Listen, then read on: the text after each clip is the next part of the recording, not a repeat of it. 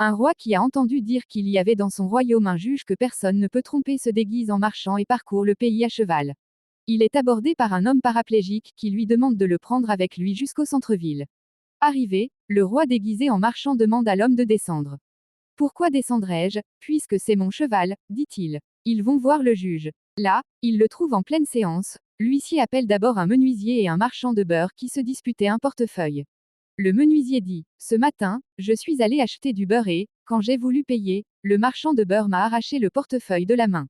Non, monsieur le juge. Il ment, dit le marchand de beurre. Il m'a avancé une pièce de monnaie et quand j'ai sorti le portefeuille pour lui rendre la monnaie, il l'a pris et a voulu s'enfuir mais je l'ai attrapé. Voilà, je l'amène devant vous. Le juge réfléchit un moment puis dit. Posez le portefeuille ici et revenez demain. Puis l'huissier appela le marchand et le paraplégique. Ce dernier dit qu'il avait laissé monter avec lui un inconnu puis quand ils sont arrivés au centre-ville, il n'a pas voulu descendre, prétendant que le cheval lui appartenait. Le marchand dit, lui aussi, sa version des faits. Le juge réfléchit un moment puis dit. Laissez le cheval ici et revenez demain. Le lendemain, le juge appela les deux premiers justiciables, le menuisier et le marchand de beurre et quand ils furent devant lui, il dit d'une voix ferme. Rendez son argent au marchand de beurre et emmenez le menuisier en prison.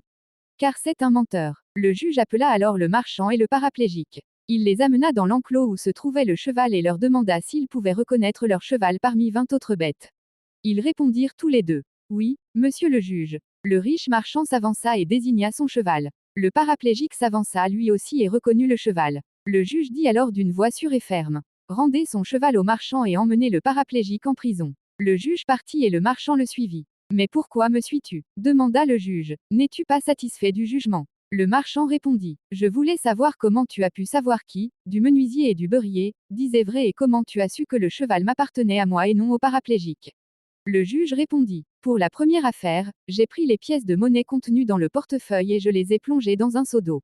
Le lendemain, j'ai regardé s'il y avait de la graisse flottant dans l'eau. Et comme il y en avait beaucoup, j'ai su que cet argent était celui du beurrier. Le portefeuille était donc à lui. Quand à vous deux, je vous ai fait vous approcher du cheval non pour voir si vous pouviez ou non le reconnaître, mais pour voir la réaction du cheval. Quand tu t'es approché de lui, il s'est tourné vers toi. Alors que, quand le paraplégique s'est approché de lui, il a secoué la tête. J'ai compris que le cheval était à toi et non à lui.